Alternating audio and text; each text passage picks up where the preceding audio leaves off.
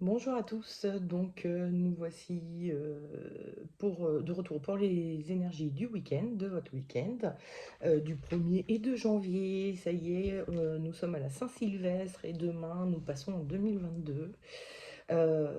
Bon, sachez que le 2, c'est jour de nouvelle lune, donc c'est un jour génial pour faire des demandes à l'univers, pour poser des intentions, pour prendre des résolutions, donc.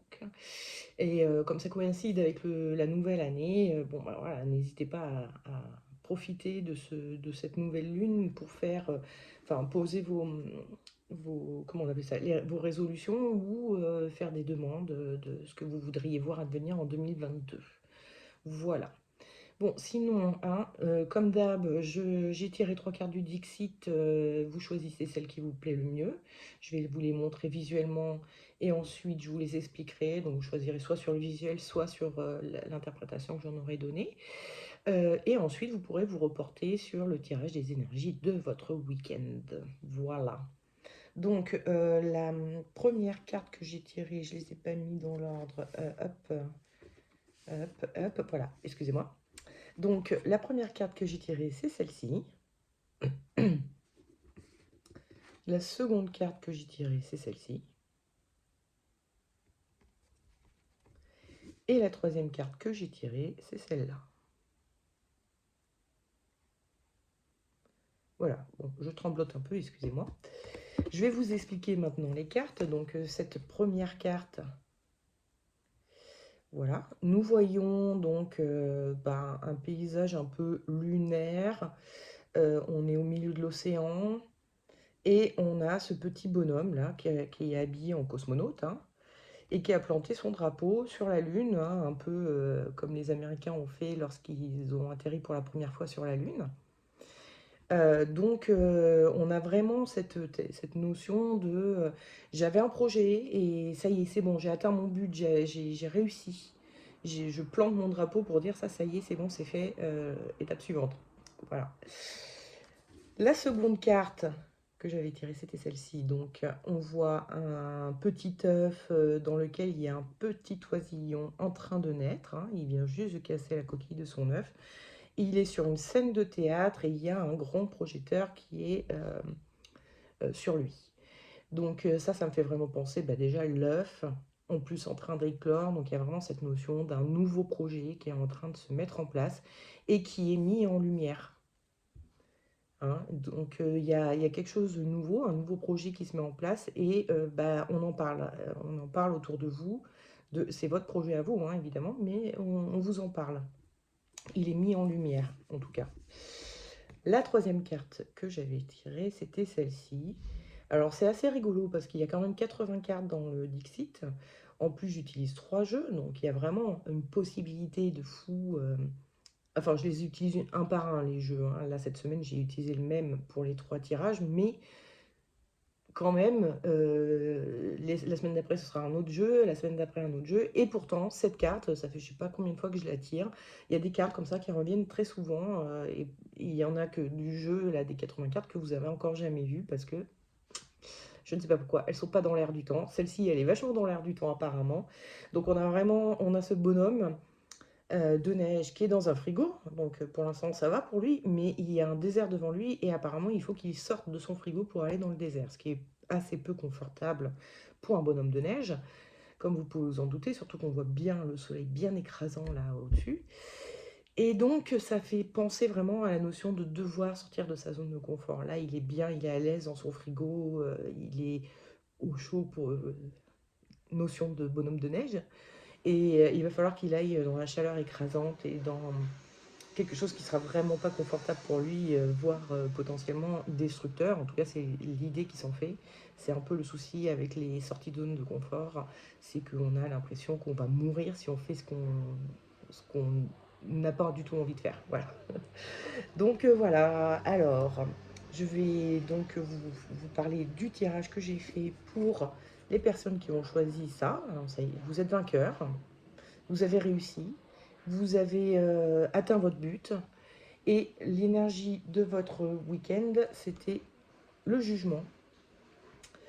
Le jugement, on a donc ce personnage-là qui est entouré de rayons de soleil. Enfin bon, bref, ça peut rappeler cette notion de réussite et qui est en train de souffler dans sa corne, dans sa trompette, pour dire à tout le monde: Pou, pou, pou, pou, j'ai réussi, j'ai réussi. En fait, vous êtes un peu en mode, vous arrêtez pas d'en parler, de vous vanter, vous êtes très content de vous et du coup, vous pouvez pas vous empêcher d'en parler à tout le monde de cette réussite que vous venez de vivre, quoi. Et en conseil, le tarot nous propose le diable et en déconseil, il nous propose la lune. Avec la lune, on a donc ce paysage de nuit où on voit des gouttes monter de cette mare. Donc ça forme un espèce de brouillard. Il y a vraiment cette notion d'être caché, occulté, etc. Donc ça, c'est le déconseil. Ça vous déconseille. Le tarot vous dit, ok, vous vous vantez, mais finalement, ne cachez pas ça, ne cachez pas votre joie, ne cachez pas votre réussite. Soyez plutôt dans l'énergie du diable, hein, qui fait le mariole sur son piédestal et qui est en train comment dire, d'accaparer l'assistance pour se montrer lui, à être en mode regardez-moi, regardez-moi, c'est moi le plus beau, c'est moi qui ai le mieux réussi. Ça vous dit clairement: ok, vous avez raison de vous vanter, c'est une belle réussite et vous avez bien le droit d'en profiter à fond, quoi. Voilà. Donc bon, a priori, assez bon week-end pour vous, ceux qui ont choisi cette carte. Ensuite, maintenant, ceux qui ont choisi cette carte-ci. Donc, les nouveaux projets qui sont mis en lumière. En énergie du week-end, j'ai tiré ça. Et qu'est-ce qu'on voit ici? Ça, c'est une reprise que Kevin Meunier a fait, qui avait été mise sur le jeu de Camoin et Jodorowsky. Peut-être qu'il existe des versions très anciennes où on voit cet œuf, mais moi j'en ai pas vu de version ancienne avec cet œuf, mais j'ai pas tout vu non plus, hein, donc je peux me tromper. Mais en tout cas, voilà, hein, Kevin Meunier a remis l'œuf, il trouvait ça intéressant de mettre cet œuf sous le coude. Le projet, on le met sous le coude, on n'est pas en train de le montrer comme ça, là, hein, on est en train de dire qu'est-ce que vous faites là? Pourquoi vous parlez de mon projet? C'est pas fini. Et il est à peine éclos, c'est pas encore fait. Et puis bon, avec la papesse, on a vraiment cette notion de toutes ces couvertures qu'elle a sur elle, le voile autour de sa tête, elle veut rester cachée. Donc vous, cette mise en lumière, elle vous plaît pas trop, hein. C'est désagréable, c'est inconfortable et c'est pas ce que vous vouliez. Vous préféreriez garder ça plutôt caché pour l'instant. En tout cas au cours du week-end, hein. Vous n'avez pas vraiment envie que tout le monde vous parle de ce projet, etc. En conseil, j'ai tiré la force et en déconseil, l'empereur. Bon, l'empereur, c'est donc, comme son nom l'indique, quelqu'un qui a conquis un empire et il est tranquillement posé dans son siège à jouir de ses acquis, à se reposer un peu sur ses lauriers. Bon, il a énormément acquis, donc voilà, il se repose sur ses lauriers, il a droit à l'empereur, mais le tarot est en train de vous dire, vous reposez peut-être pas trop sur vos lauriers, soyez plutôt dans l'énergie de la force, qui est, elle, très active. Il y a quelque chose de bestial avec le lion, hein, quelque chose aussi de mouvementé, elle ouvre la gueule d'un lion. On sent que la carte là est nettement plus dynamique que celle-ci et que ça vous dit, vous avez encore du taf à faire, effectivement. C'est peut-être pas encore le moment de parler de votre projet, de faire en sorte que tout le monde voilà, vous en parle. Parce que j'ai pas l'impression que ça vienne de vous, hein. C'est quelqu'un qui met en lumière votre nouveau projet sans votre consentement, parce que vous dites non, non, moi j'ai pas envie qu'on en parle parce que j'ai du taf, et effectivement, j'ai encore du taf, pardon, et effectivement, le tarot vous dit, oui, oui, vous avez encore du taf, donc faites retomber un peu cette mise en lumière et continuez à travailler, et un jour viendra où vous pourrez enfin dévoiler ça au monde et en parler à tout le monde, etc. Voilà. Ensuite, dernière carte tirée, hop, c'est celle-ci. Donc, vous sortez de votre zone de confort, vous devez sortir de votre zone de confort. Et en énergie de votre week-end, j'ai sorti la papesse.